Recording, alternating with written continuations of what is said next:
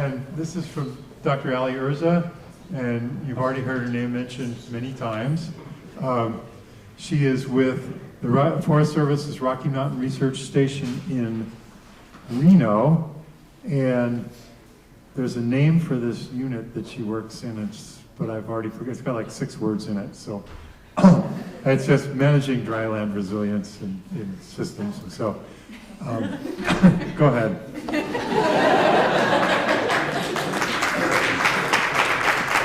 All right, thanks, Mark. Okay, so last presentation before lunch period. If anybody needs to stand up or like stretch, you will not offend me. I was hitting my sitting threshold also. So yeah, like Mark said, I live in Reno. Most of the work that I do is in the Great Basin, so Nevada, the Eastern Sierras, kind of the eastern side of California, kind of into the margins of Western Utah, but a pretty different place. A lot of the things I'm going to talk about have a lot of overlap with things that other people have said today, so I'm going to try not to kind of repeat too much, but the organizers thought it would be useful to have a little bit of a perspective of the changes that are happening in conversation around pinyon juniper in the Great Basin, which are really paralleling a lot of what's happening here. So, like the Colorado Plateau in many ways, the management context for pinyon juniper for the last 50 plus years has really been focused around observed expansion and infilling that we've seen occurring since the mid to late 1800s. This has really framed the management conversation, and so much of our management has focused on addressing pinyon juniper expansion into adjacent ecosystems. And I don't need to go into kind of the whole suite of reasons why people care about this, but just to name a few, this vegetation process, it impacts fire regimes, it can lead to the loss of local sagebrush habitat, loss of forage, and then also in areas where trees become dense enough to exclude the understory vegetation following fires, in these denser woodlands, you can have a higher risk of conversion to invasive annual grasses. So these are kind of the big topics that have been on people's minds. And to state the obvious, our management has really focused on mitigating the effects of expansion. So much so that we were talking earlier that when you see handouts that say pinyon juniper treatments, people don't even need to say they're tree removal treatments. We all just assume that that's what those treatments are about. And so that's been the status quo in the Great Basin. Primarily, the vegetation objectives of these treatments are to promote herbaceous vegetation and shrub vegetation for a suite of habitat, forage, and other kind of resource reasons. And we've learned a ton about what treatments work best, where they work best, where we see kind of the outcomes that we're looking for, and then also places where treatment responses are not that successful. That's not what I'm going to be focusing on, but I just kind of wanted to frame this talk behind kind of that context that we're coming from. But the conversation in the Great Basin is really changing in a lot of ways and paralleling a lot of the changes here. I think that there are kind of 4 main drivers when I was brainstorming for this presentation about why the conversation is changing. So I'm going to talk through this. But basically, why are we starting to talk about pinyon juniper conservation? Where did that come from? What's motivating that big change? So I'm just going to talk through the 4 major reasons. Some of this has overlap with some of the other presentations. But first, we're starting to revisit, not starting, we've been kind of the management and scientific communities are revisiting some of the assumptions around tree expansion. So one of those assumptions, kind of to oversimplify, is that the large amount of kind of newly established woodlands or young woodlands is a sign that pinyon juniper is expanding outside of its historical range. And so kind of the implication behind that is that removing those young trees is restoring those ecosystems. But what we're learning is that there are many causes of tree expansion, to mirror some of what Miranda talked about earlier. And our understanding of those causes really frames our perspective about appropriate management. There has been pretty limited evidence for some of the hypotheses that were originally put out there, that grazing, CO2 fertilization, There's evidence that a lot of a big pulse of establishment of pinyon juniper coincided with favorable establishment in the late 1800s. And now we're sort of seeing that mirrored at the landscape scale, that we're seeing continued expansion of pinyon juniper, but primarily in the Great Basin at those higher elevation, cooler and wet conditions that are becoming more climatically suitable. And then a big question that I think has to be answered at the very local site level is what is the difference between expansion and recovery from a past disturbance, and does that distinction matter? So in the previous slide, I showed this kind of iconic set of paired photos, and we see a lot of these types of paired photos. This is an area that I happen to know really well in the Shoshone Range in central Nevada, and you can see kind of in the red circle there that there was a huge increase in density of trees over this 35-year period. But also, having hiked up to that area, there's evidence that there was a historic fire there that burned through a woodland community. And knowing that at the site level really frames our perspective. That's not to say that there's not still work being done. There's lots of work that's still being done in the Great Basin to kind of reduce tree expansion or mitigate tree expansion, or to manage for sagebrush and sage grouse habitat values. But for some of these reasons, the conversation has changed a bit. Another kind of baseline or question about what is our baseline is that we're learning more about the footprint of settlement era tree harvesting. So this is a map of kind of the western side of Nevada. I won't go into all the gory details, but this is a Forest Service report from 1939 that maps everything that's in the light purple there was mapped as second growth pinyon juniper that had been clear cut in the late 1800s. And now working in that area, much of that purple footprint is now being treated for tree expansion. And we don't have these resources everywhere. We don't really know what our baseline is everywhere, but we're learning more about that. And again, this is kind of a local site context that's important. There's also increasing evidence of the impact of mining era tree harvesting. So this is a recent archaeological research project that came out. This is one mountain range in central Nevada, and all of these dots are these charcoal pits where they would create charcoal for the mining industry. This happened over just a couple decades in the late 1800s, but the landscape scale impacts in certain parts of Nevada were massive. We don't know everywhere that occurred, but we're starting to learn a little bit more. Okay, so the second major reason why the conversation is changing, which I won't spend much time on because we've heard a lot about it today, is that there's increasing attention to vulnerabilities in pinyon juniper. So we've kind of a lot of us have learned that, or have assumed that pinyon juniper is just doing quite well. It's expanding, it's doing awesome, but we're learning, or we're seeing a lot more signs of vulnerability, especially in the climate change context. So in the Great Basin, this is true as well. We haven't had the massive drought-related tree die-off events that have happened more in the Southwest, but we've seen some pretty large tree mortality events and extensive tree canopy die-off related to droughts.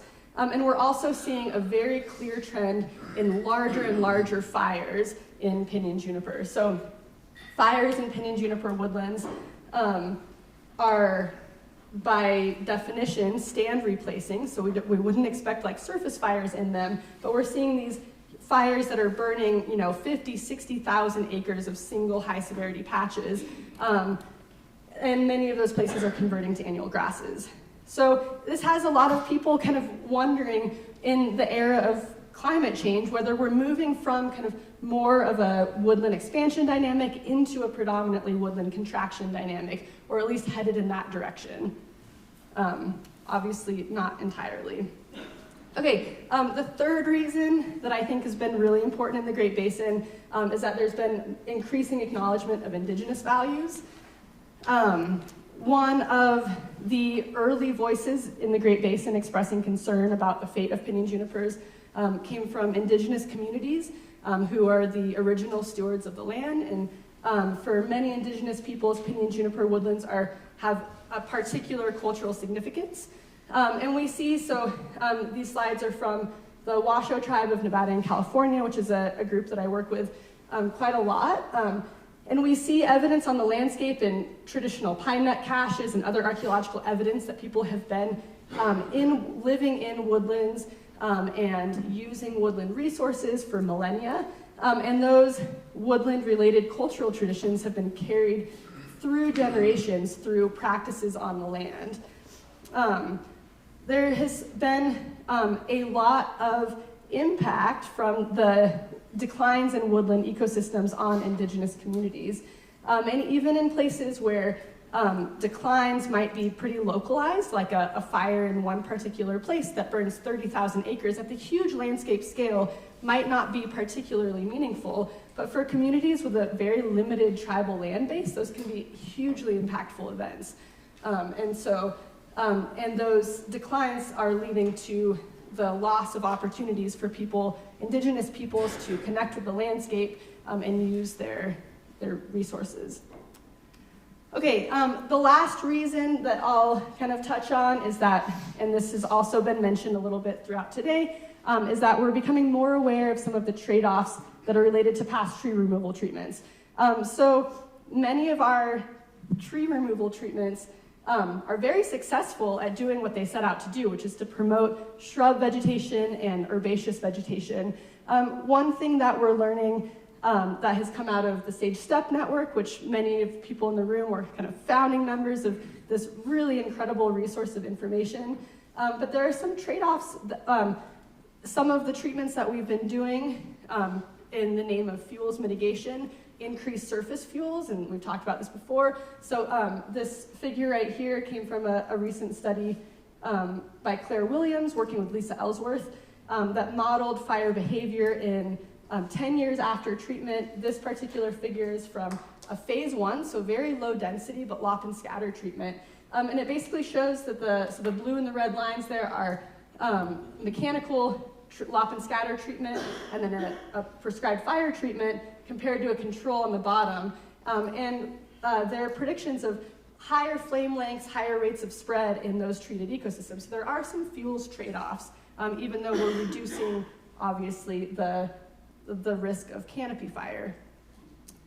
There are also some landscape scale impacts that we, as Scott kind of touched on, we're just starting to be able to grapple with the impact. So this is just a Google Earth image of an area in the Eastern Sierras. This area in red was part of a sage grouse habitat restoration project. This is a fairly typical treatment selection, right? We have this kind of very diffuse ecotone, low density woodlands kind of bordering a large sagebrush dominated valley. We know from the research and monitoring that removing trees in these lower density areas, we get better outcomes. We get more kind of shrub and herbaceous responses. And this is what that looks like after treatment. And to this area, we can really just see it here. All that red there is kind of, those are the tree carcasses from a lop and scatter treatment, but the vegetation response was very positive. But one thing that we're starting to hear concern about is the fact that that treatment took this very diffuse ecotone and it made it into a pretty hard edge between shrublands and woodlands. And the more we learn about pinyon jays and other species is that many animal species avoid those hard edges. And so we're starting to think more about like those cumulative effects of if this treatment is done just in one place, the landscape scale impacts might be fairly marginal. But if it's done, at every low elevation ecotone across this valley, the impact could be really large. And so, like has been alluded to, we're starting to talk in the Great Basin. There's been more effort in feathering those edges and having treatment designs that address that.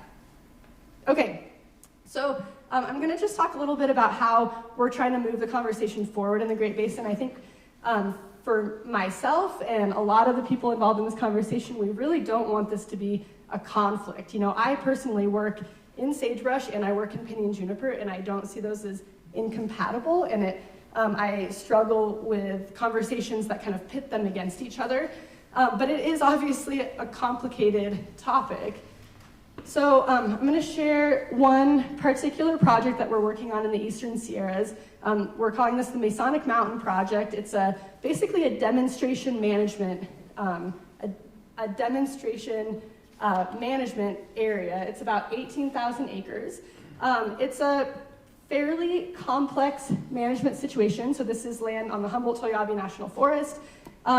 There is quite a bit of bi-state sage-grouse habitat within the project area, but most of the area is pinyon juniper woodlands of all different structures. We have a ton of old growth in this area, so kind of touching back on some of the old growth conversation. We have some younger trees. The lower margins of at the kind of woodland sagebrush ecotone actually has a lot of tree dieback and mortality. And this area is culturally important for several tribes in the area.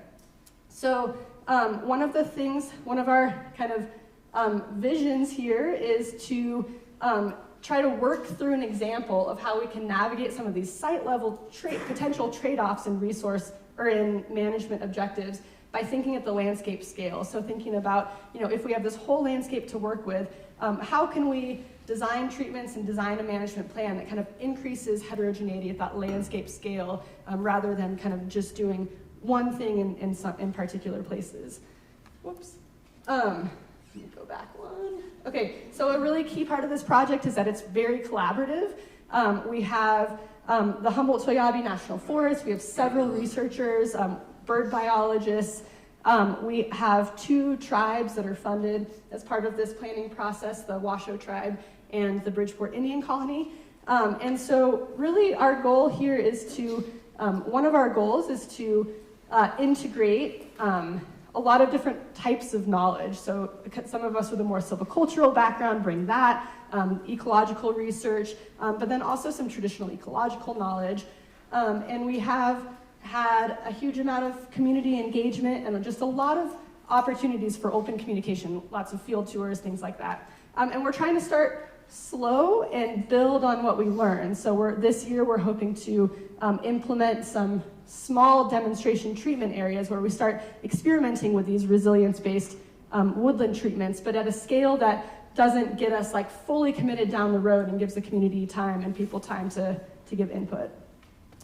And then that project is kind of an example of this landscape prioritization process that Miranda alluded to and other people have talked about. And basically the idea behind this is thinking at the landscape scale about where treatment or management intervention is actually needed and where we think we can get a favorable outcome from our management instead of just doing things because we can or because it's the only tool in our toolbox.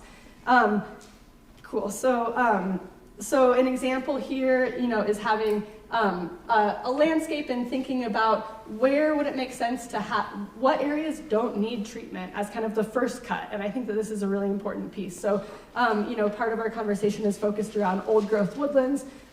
In what cases does it make sense to just leave old growth woodlands as is instead of actively intervening? Incorporating uneven age silviculture, tree planting is something that we are actually experimenting with in burned woodlands that are on Washoe tribal land. So these are particular places where there's an interest in restoring that woodland component more quickly. This isn't something that I think is feasible on huge scales, but in particular places where that woodland component is really important, we're experimenting with basically speeding that successional process for a particular value. And kind of key to this and kind of linking back to what Scott was talking about is, it's important to think about the past. So at a particular place, what got us to the place that we're at? What does that vegetation look like now? What is the understory? Because so much of that drives the vegetation response to any treatments that we do. What is the future going to look like? And then being really explicit about our habitat and resource values. Okay, so just to kind of wrap up, to state the very obvious, the Great Basin and the Colorado Plateau are very different places. And I think a lot of the things that come out of the Great Basin don't necessarily apply to the Colorado Plateau. The Great Basin is a winter-dominated precipitation regime that really influences the understory vegetation, interactions between shrubs and grasses and trees, fire regimes, and then we also have very different cultures, both kind of in our society at large and then within agencies. And within each of these regions, pinyon juniper woodlands are super diverse. But I guess I do think that the overall lessons that we're learning in the Great Basin still do really apply. So these are really broad, but I think it's very important to revisit our assumptions about what should or shouldn't be. I think sometimes we have very ingrained perspectives that get carried along for no other reason than just momentum or inertia. It's important to incorporate a diverse range of perspectives, including voices that have been excluded from conversations in the past. And then I think it's very important to be explicit about trade-offs. So having these open conversations about sagebrush habitat value versus the importance of diffuse ecotones and how we can potentially manage for both. And then thinking at a landscape scale, I think can get us past a lot of these kind of log jams at particular places, and thinking about how we can kind of try to do it all, but at really big scales, because obviously at one place we can't do it all. So that is all that I had. Yeah, I don't know if we have time for questions, but okay.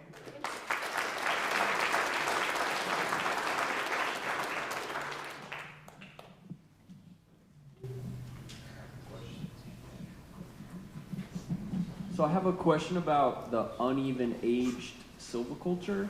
Yep. I was thinking, so if most of the fire in pinyon juniper woodlands is stand replacing, then I would imagine that in most places that are like dense woodland, most of the trees would be relatively similar age. So do you like need to do some like initial thinning to then get to the point where you do the uneven aged thinning or management? I was wondering if you could speak a little bit more about that.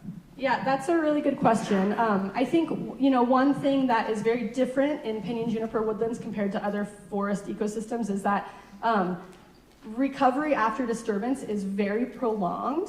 And because tree establishment typically needs another tree or a shrub to establish into, we don't get like a single cohort after a disturbance, but establishment tends to occur continuously throughout the entire lifespan. So even in old growth pinyon juniper woodlands, the majority of the trees at that site are young because there's kind of continuous recruitment. So the natural quote unquote age structure in pinyon juniper tends to be very uneven aged, even though it does have that stand replacing disturbance regime or fire regime.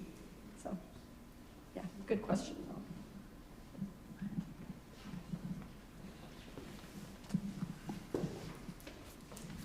Thank you for your presentation. It's really thought-provoking. I also had a question about the Masonic Mountain project. You've mentioned there's these 4 options. What scale are you working at? You've mentioned, okay, for each area, we're considering these 4 options. How large is the area? This is a great question. I will be open in saying that we're not quite there yet we have not taken those 4 options, which actually I think are more than 4 options because many of them have variations, and put them onto the landscape. Where we're starting from actually is, what we're doing right now is trying to describe our area in as much detail as possible and moving beyond pinyon juniper versus sagebrush, or even persistent versus expansion woodlands. We're trying to describe the old growth woodlands in high productive areas compared to old growth woodlands in low productivity areas. We're really trying to kind of segment the landscape. And then from there, we are, as a collaborative planning group, we're coming up with a set of management objectives for each of those specific vegetation types. And then our goal is basically to both work from the bottom up. So in a particular stand, what do we think we could do there to get something that we want that we don't have? And then also at the landscape scale, where could we do work that would increase heterogeneity at that landscape scale? So if we have a large continuous patch of very similarly structured woodlands, could we punch holes in that to start to increase the diversity of the habitat at the landscape scale? So we're not there yet, but that's kind of a foreshadowing of where we're getting. And right now we're at the stage of really describing what we have on the landscape and coming up with priorities and objectives within each of those.